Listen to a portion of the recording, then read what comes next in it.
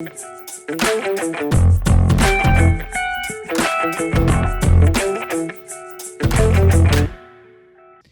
eu creio piamente que a unção do Espírito Santo, aquela que não apenas quebra o jugo, mas despedaça todo o jugo, essa mesma unção está te equipando para responder a Deus naquilo que Ele tem para a sua vida. Veja que a palavra diz que o homem natural não entende as coisas do Espírito de Deus, porque estas são loucuras, e não pode entendê-las porque essas coisas se discernem espiritualmente. Mas nós temos a mente de Cristo, aleluia. Paulo diz, se você possui a mente de Cristo, você tem a mentalidade, você tem a forma de entender a Deus, e esta é a mente de Cristo em nós, e esta mente de Cristo é o Espírito Santo. Esta mente de Cristo é a própria natureza e personalidade de Deus em nós pelo seu Espírito. Essa é a mente de Cristo.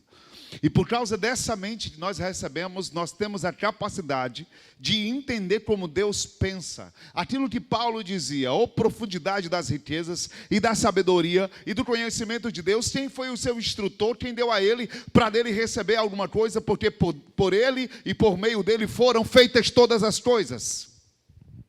Então nós temos a mente de Cristo para respondê-lo, para entender como ele pensa. Isaías diz, visto que os meus pensamentos não são os vossos pensamentos. Mas isso, quando o homem então recebe a Cristo, ele recebe o Espírito, que é a mentalidade de Deus, que é a mente de Cristo. E com essa mente de Cristo nós podemos sondar as coisas que estão além do raciocínio natural, em que o homem natural não compreende as coisas do Espírito de Deus, porque eles são loucuras, mas para nós elas são compatíveis, porque você nasceu de novo. Então, por causa do novo nascimento, você recebeu a mente de Cristo para corresponder, entender, se relacionar com Deus no mesmo nível. Aleluia!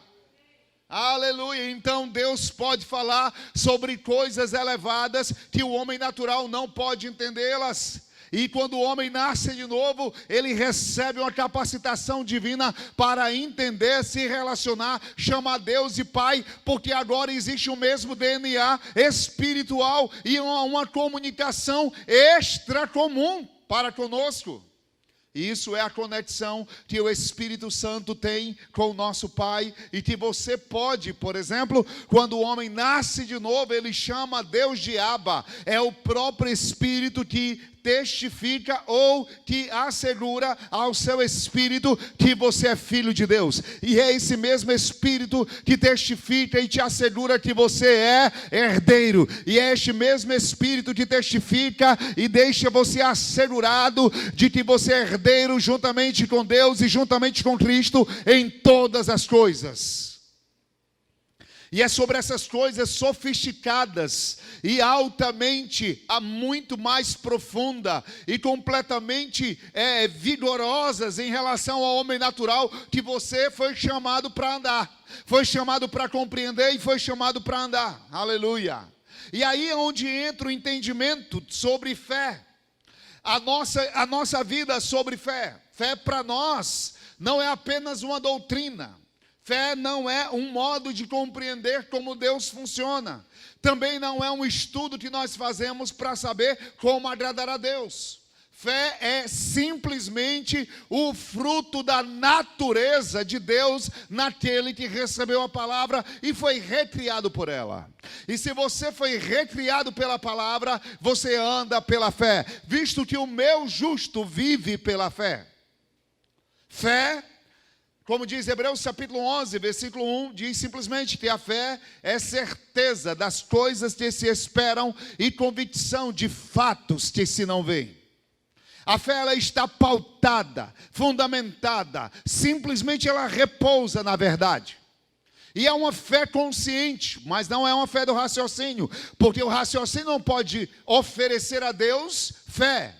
Nem mesmo a mente humana, ela não pode produzir fé, porque fé não é produto do intelecto humano. Fé é resposta de alguém em relação àquilo que a palavra de Deus chega no coração dele.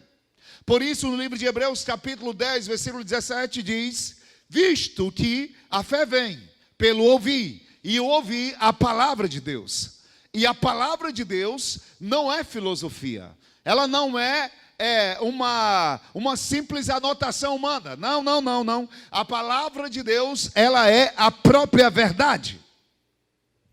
E eu acho isso maravilhoso, porque a nossa convicção não está pautada em ilusão.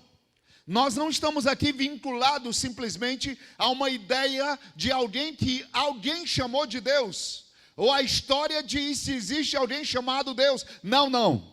A nossa fé está fundamentada na verdade da palavra. No livro de João, capítulo 8, 32, um texto bem conhecido por todos, diz: e conhecereis a verdade, que é a palavra. E a verdade da palavra vos porá em liberdade, ou vos libertará. Por que a palavra de Deus nos liberta? Porque a palavra de Deus, ela causa no homem o efeito transformador. E esse efeito transformador, ele não é momentâneo, ele é para sempre. É uma transformação imediata de natureza. É um significado de existência. É não apenas o poder de viver, mas o saber por que vivemos, e saber por que nos movemos, e por onde também nos movemos. Por que a nossa fé está acima do medo? Porque ela está fincada sobre a verdade da palavra. No livro eu sempre digo esse texto, Mateus 24 e 35 diz, que o céu e a terra pode passar, mas a minha palavra jamais passará. Então a palavra de Deus, ela não apenas criou o universo, ela é o próprio Deus.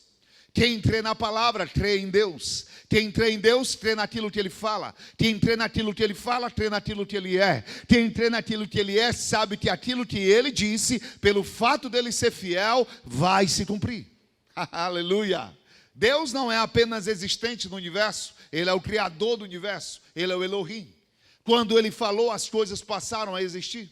Tudo que não era passou a existir, porque nele está o poder criativo de fazer manifesto a sua palavra, a veracidade de cumprir o que ele diz. A diferença é que Deus não é servo do homem, relacionado a fazer o que o homem quer. Ele é Senhor. A grande diferença é que o servo obedece o comando de alguém. O Senhor não, ele dá o comando a alguém. E algumas vezes queremos tratar a Deus como se ele fosse o nosso servo. Senhor, faz isso porque eu preciso disso, eu quero isso, por isso eu recorro a Ti. Não, Deus nunca fará para mim aquilo que eu quero simplesmente por capricho. Se algo não está pautado na veracidade da sua palavra, se não existe base nenhuma para tal convicção, digo, isso é mero engano, é ledo engano. Tudo que o homem deseja, aspira, ou mesmo vai até a Deus, para que Deus responda às suas orações naquilo que ele simplesmente quer, porque ele quer, mas não tem fundamento nenhum naquilo que Deus diz, na verdade da palavra, nos princípios que Deus manifesta, não existe como ser atendido. Porque Deus está comprometido, inteiramente vinculado à sua palavra. Se você tentasse dividir Deus daquilo que Ele diz, você não conseguiria. Se você espremesse Deus e separasse Deus daquilo que Ele diz, você também não conseguiria. Deus é a sua própria palavra. A sua própria palavra é uma expressão chamada verbo. No livro de João 1 diz se Ele, Jesus é o verbo. O verbo é, no grego, ditos de Deus. Aquilo que simplesmente Deus diz. Deus é o verbo e o verbo é Deus. E como diz João 1, que lá no princípio estava a palavra com Ele e sem Ele nada do que foi feito se fez. Aleluia. Isso significa que Deus é totalmente aquilo que Ele diz. E quando eu creio na verdade da sua palavra, nunca existirá espaço para o medo. Primeiro, porque Deus é amor. E a palavra diz que o verdadeiro amor lança fora todo medo. Aonde o amor chega, o medo tem que ir embora, porque não existe conexão entre fé e medo. Medo não cabe no mesmo lugar onde a fé opera. Por quê? Porque a fé não é um sentimento, nem uma vara de condão e nenhum credicar espiritual, onde eu simplesmente utilizo para adquirir e fazer aquisições ou resoluções de coisas que estão além da minha força. Não. Quando simplesmente a fé chega, o medo tem de sair, porque Deus está comprometido com a sua palavra. E aonde a sua palavra reina, a fé reina. Aonde a sua palavra reina, a fé simplesmente lidera em qualquer situação. Por isso que nós entendemos piamente, você que está me ouvindo agora, que a palavra de Deus, ela gera no seu coração fé. E isso é muito forte, porque eu vou comprovar a veracidade daquilo que Deus diz, não simplesmente na afirmativa, mas Deus quer que eu saia do campo da afirmação para o polo da prova, do experimento, de fazer valer aquilo que Ele diz. Deus está nos puxando do campo da teoria para a prática. Ele está nos tirando simplesmente do território das afirmações para fazer valer a sua palavra em nós. Por isso que o livro de Tiago afirma: fé sem obras é morta. Se você crê em algo, Deus te chama para uma parceria louca. Essa parceria não cabe a você nem a mim tentar fazer com que o homem natural entenda, porque ele nunca vai entender. Será loucura. Porque nós temos a habilidade de ficar confortável no caos. Nós temos a natureza de, no meio do caos, triunfar, sobrepor, nos gloriar no meio do caos e na tribulação. Olhar para aquilo que está acontecendo de uma forma completamente diferente, com outra perspectiva. Não com a perspectiva de que as coisas irão se ajustar, não, mas afirmando e fazendo valer a palavra em qualquer situação. E por isso nós sempre vamos olhar para o que está acontecendo, não como se Deus fosse tomar uma providência, porque a fé é certeza de fatos. Que fatos são esses? Fatos fundamentados naquilo que Deus já falou. E sabe, todas as promessas de Deus, todas as suas promessas, tem em Deus o sim, tem nele o amém. Não há sequer uma promessa que você resolva crer em Deus, que você veja Deus se esforçando para cumprir. Não, porque o que você crê já é um fato. Aquilo que você deposita a sua confiança não é agora. Antes do homem existir, Deus fez acontecer tudo que Ele falou, aleluia. Deus disse: haja luz e houve luz. Deus disse: haja separação entre noite e dia, e houve separação entre noite e dia. Então não haverá nada que você venha crer agora que Deus venha tentar fazer. Não, porque já é um fato, já está feito. Todas as suas promessas têm nele o sim e tem nele o amém. A questão é que quando entendemos o assunto fé, nós teremos a atribuir a Deus a maioria das ações, dos feitos, das intervenções. Só que Deus olha de outra forma. Quando Deus olha para nós em relação à fé, Ele olha conosco e em nós fazendo aquilo que Ele disse que é possível fazer. Deus, quando olha para nós neste relacionamento sobre fé e obras, Ele nos vê como aqueles que Ele mesmo vai se misturar para realizar aquilo que é chamado de impossível. Aleluia. Porque Abraão era um homem de 100 anos, e a mulher dele já tinha 90 anos, e era estéril. Abraão era estéril, e Deus chama ele e fala: você vai ser pai. Deus convoca Abraão com 70 anos para sair de um lugar e ir para uma terra onde ele não conhecia. E isso é a prova imediata de que Deus está nos provocando a nos comprometermos com Ele, ao ponto de que juntos venhamos a realizar o impossível. A questão é que quando alguém pensa sobre fé, ela responsabiliza a Deus sobre todos os feitos. E se não está acontecendo, é porque o Senhor não quis, ou porque Ele não operou. Porque esta é a noção ou entendimento, infelizmente paupérrimo, daqueles que não conhecem a Deus à luz da palavra, mas estão conhecendo a Deus baseado na experiência que ouviram de antepassados e até mesmo de doutrinas completamente tortuosas sobre de que Deus tem um controle para realizar todas as coisas sobre a terra. Deus, Ele tem um controle e Ele tem o desejo de controlar as coisas. Na verdade, essa palavra não é muito coerente com relação a Deus. Porque a expressão controlar passa a ideia de que há alguém sobre todos que vai simplesmente fazer o que quer, por capricho. Deus não é assim. Deus, Ele cumpre sua vontade, Ele tem plano, Ele tem vontade. E Ele nos convoca para entrarmos com Ele naquilo que podemos chamar de impossível.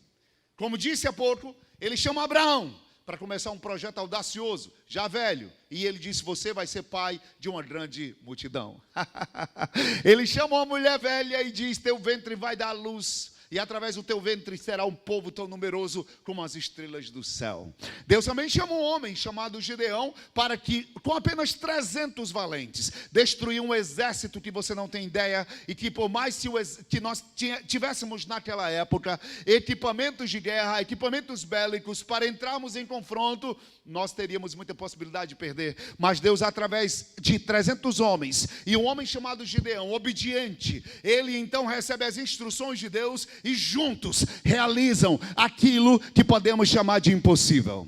No Novo Testamento nós vemos Deus então nos provocando e nos chamando para juntos trabalharmos. Deus tem a sua palavra, você crê, haja altura, e aí você vê aquilo que é impossível. Eu não sei qual é o quadro que você vive, e eu tenho provas o suficiente para te dizer que o justo foi criado para viver pela fé. É aí que nós somos felizes, é aí que nós somos plenos, é aí que a nossa natureza prevalece operante. É nesse lugar aonde a fé se sente confortável, no meio da dor ou no meio do caos, é aí onde a graça se multiplica e ela opera. E a minha graça te basta, disse Deus para Paulo, e o meu poder se aperfeiçoa na fraqueza. Porquanto, quando você pensa que é incapaz de produzir resultado, é aí onde o meu poder te aperfeiçoa. Então nós somos chamados por Deus para que juntos com Ele, venhamos a operarmos acima de qualquer coisa. Na verdade, a ciência acabou de chegar à conclusão de que as células do homem têm vida, e ela pode simplesmente ser mutável à medida do ambiente que o homem vive. Isso é muito poderoso, porque isso quebra um certo determinismo que antes se afirmava, de que os genes do homem simplesmente diziam que ele seria bom ou ruim. Só que nós entendemos, e a própria ciência chega a se render à autoridade da palavra, ao vigor que a palavra de Deus afirma, de que nós somos transformados pela renovação do nosso entendimento. O que atrapalha a Deus não é o diabo hoje, porque o diabo nem pode ser considerado inimigo de Deus. Ele é tão, na verdade, minúsculo em relação ao que Deus é, tão insignificante, que ele foi banido do céu e está na terra. Sabemos se ele usa artimanhas, mentiras, trapaças, se aproveita. Na verdade, ele é um arqui-inimigo muito bem informado sobre quem o homem é. O diabo sabe muito mais quem o homem é do que o homem sabe quem ele é. Mas quando a luz da palavra chega, existe um desmascaramento. Existe ali uma queda de poderio. Existe uma queda de autoridade satânica.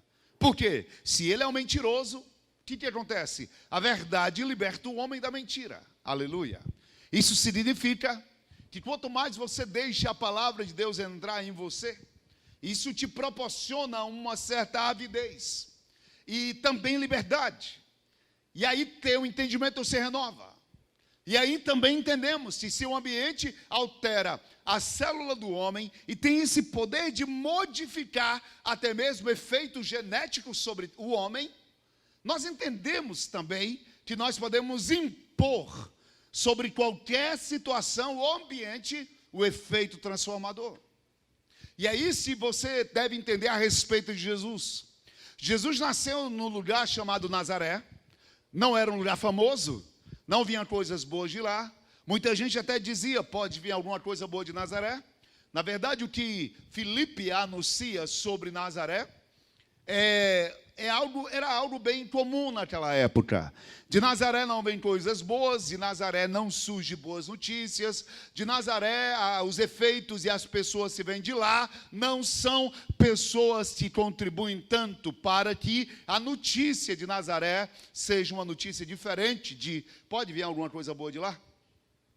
Jesus, ele quebra todo esse ciclo, dizendo e deixando claro que viver pela fé é não ser controlado pelo ambiente. É dizer que se a fama de Nazaré não era boa, a partir dele, não apenas a fama de Nazaré seria boa, mas por onde ele passasse, o lugar seria transformado. Ele é a prova de que não é o lugar que vai controlar você.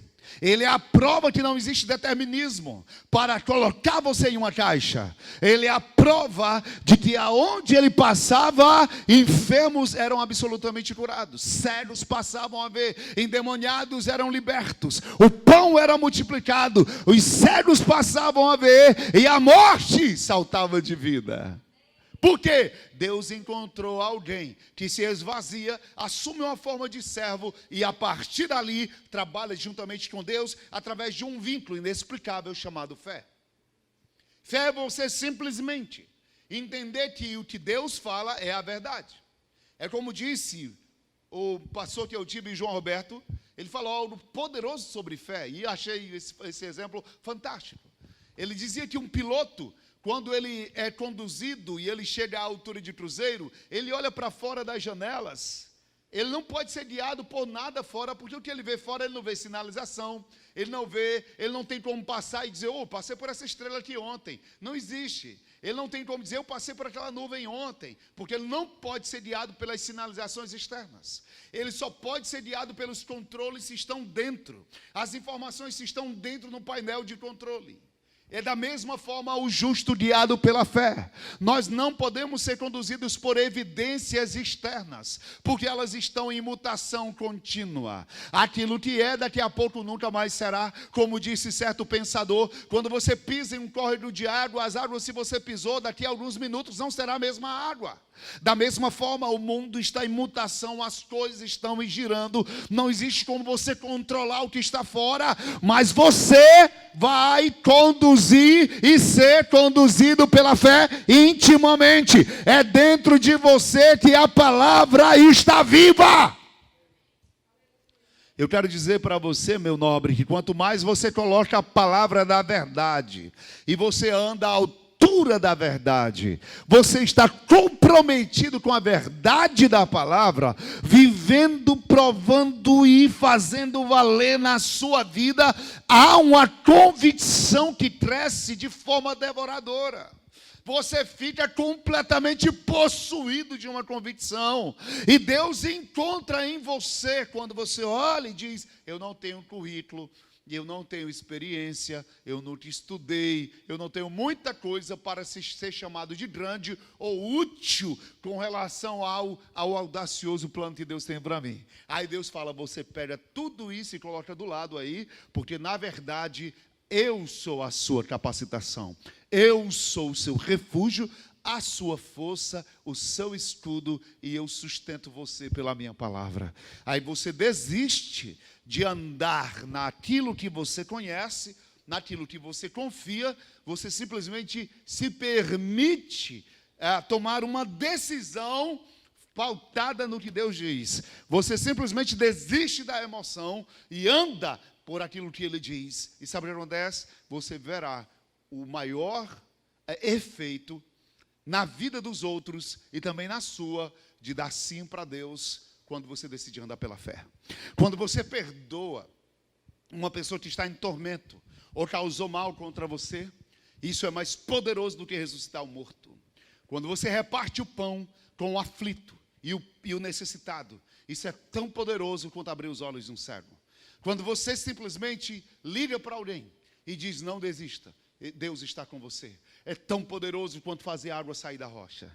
A questão é que nós estamos em busca do espetacular para comprovar a evidência de que Deus é o grande eu sou. Quando na verdade Ele quer se humanizar através de nós, para que através de nós sejamos presentes, manifesto e um presente para a vida de alguém. É isso que Ele quer. Ele quer se revelar, tornar-se palpável através da sua vida, tornar-se alguém necessário, útil, poderoso, ativo, consistente através de você. Quando você entende que o andar pela fé, o viver pela fé, é para que você manifeste Deus através da santidade, manifeste Deus através da obediência, manifeste Deus repartindo, manifeste Deus obedecendo o que Ele fala, aí você verá que isso sim é poderoso. Você foi chamado para isso, foi chamado para esta realidade, você foi convocado para viver dessa forma. E aí quero concluir essa meditação de hoje, aleluia, nesse domingo de Páscoa, da ressurreição, onde o sepulcro está vazio, aonde essa era a notícia que Jesus contava aos discípulos a caminho de Emaús. Quando eles vinham a caminho de Emaús entristecidos e falavam um com o outro, Jesus, o próprio, se aproxima deles, mas eles estão completamente envolvidos pelo sentimento de tristeza. E Jesus pergunta: sobre o que vocês estão conversando? Aí eles dizem: tu és o único que, vindo de Jerusalém, não sabe das últimas coisas que aconteceram? Aí ele pergunta: sobre o quê? Quais as notícias? Aí eles dizem: sobre Jesus, aquele que pensávamos que era o Filho de Deus.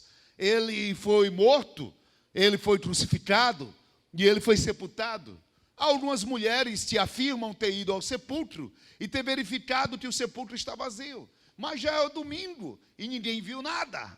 Aí Jesus olha para eles e diz: ó nécios e tardos de coração, para compreender todas as coisas. E aí abre as Escrituras.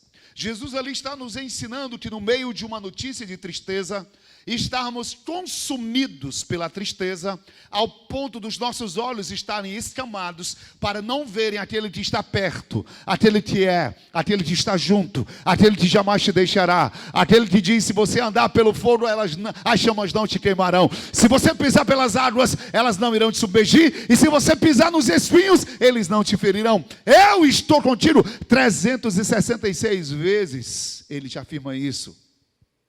Ele chega para aqueles que estão com os olhos tão cheios de tristeza, como que impedidos de perceber. E a primeira coisa que ele faz é abrir as Escrituras. Sabe o que quer dizer? Quando a notícia mal chega e a tristeza te consome, abra a palavra.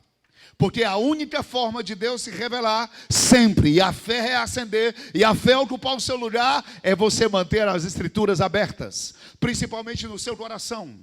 É você ser faminto, voraz pelas Escrituras. É você se dedicar a este livro, não como livro, mas como uma carta de amor. Permitir que estas verdades entrem em você. Elas comecem a ficar impressas no teu homem interior. Essa palavra comece a ficar ali como que saturando o seu coração.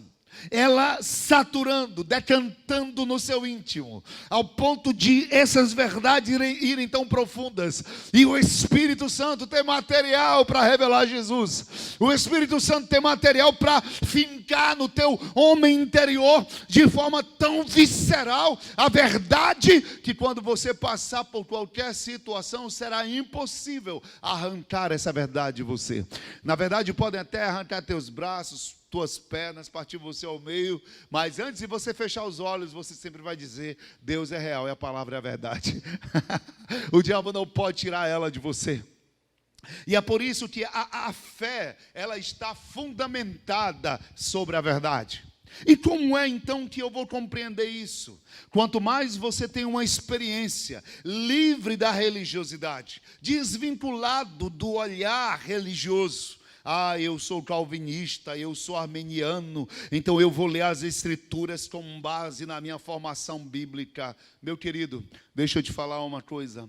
Nós não estamos aqui para pregar a arrogância da predestinação, no conceito de que eu sou predestinado por Deus, visto que a irresistível graça me mantém salvo, uma vez salvo para sempre. E nem mesmo o outro lado, o outro polo do armenianismo, onde o homem diz de que nós não somos salvos para sempre, e que o homem deve ser merecedor daquilo que Deus se propõe a fazer, e de que sua oração é ouvida pelo sacrifício, e aí vai.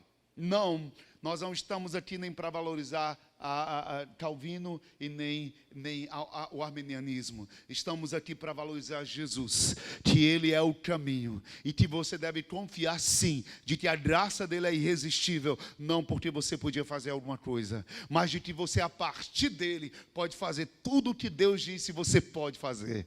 Não porque você é bom, não porque você é capaz, mas porque a vida dele é em você, que está te habilitando a chamar Deus de Pai e a respondê-lo naquilo que Ele disse você pode. Andar pela fé é simplesmente manter a gratidão no coração, de saber que tudo Ele fez, tudo tudo está pronto. É poder? Você tem. Eis aí vos dei poder para pisar serpentes e escorpiões sobre todo o poder do maligno, e nada, absolutamente nada, vos causará dano algum. É graça? Você tem e já foi derramado no seu coração. É amor? Visto que o seu amor já foi derramado nos nossos corações por meio do Espírito Santo. É armadura? Tomai, pois, toda a armadura de Deus. É semente para plantar? Ele dá semente ao que semeia. É amor? Ele nos amou primeiro.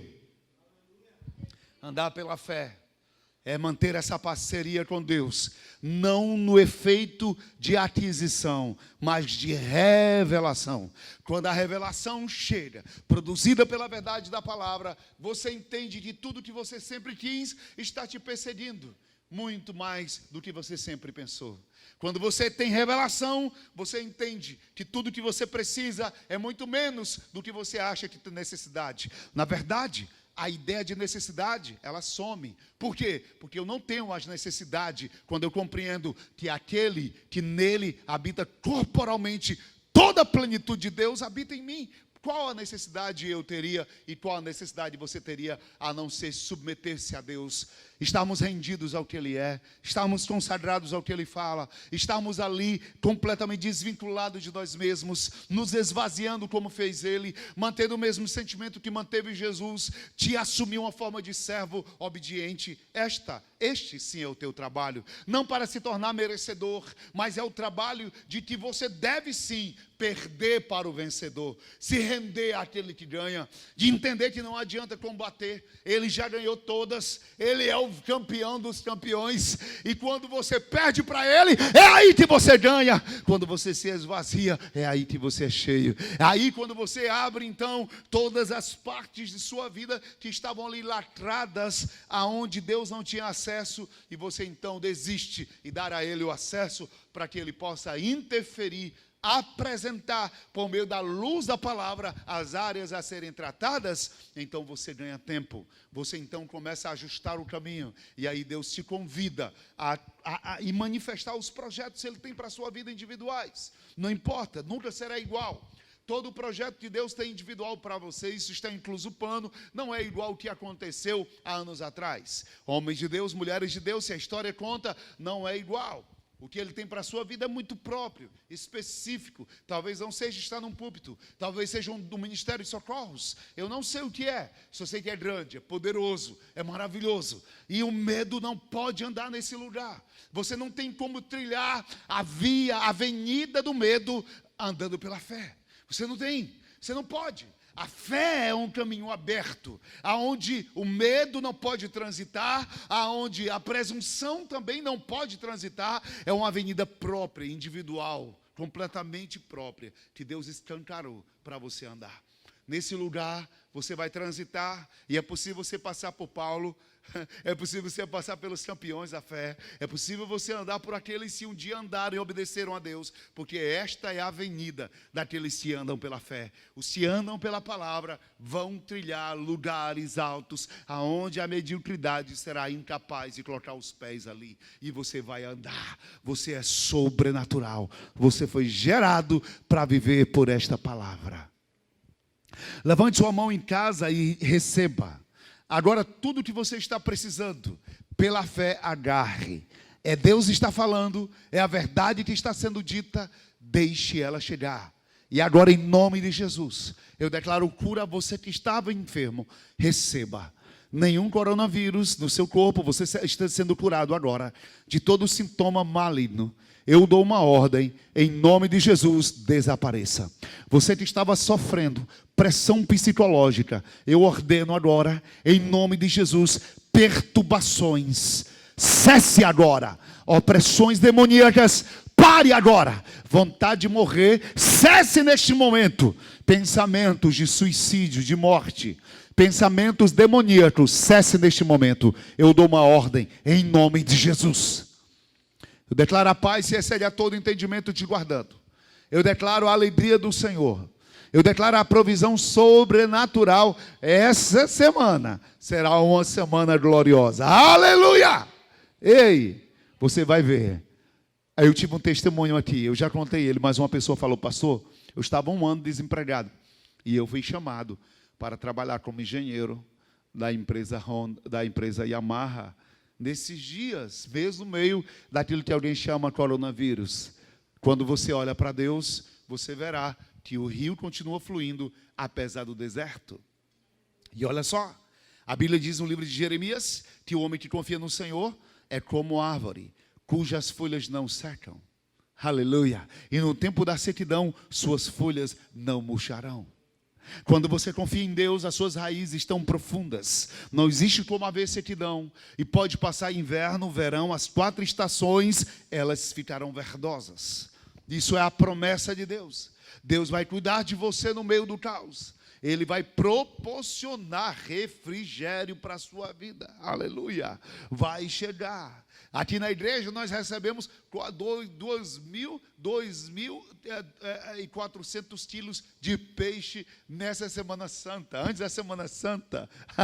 Outro dia eu passei ali, um homem falou, eu olhei, quanto que é um tambaqui desse? Ele falou, é R$50, esse 60, esse 80, esse. Eu disse, meu Deus, e o povo recebeu lá de muitão. Sabe o que quer dizer isso? É Deus nos mostrando que no meio do caos, a nossa vida não é controlada pelo que o jornal afirma. Nós somos conduzidos pela última notícia. Esta é a notícia. Ele ressuscitou e está vivo para garantir cada palavra que sai da boca dele. E o povo que crê no seu Deus é forte e fará proezas.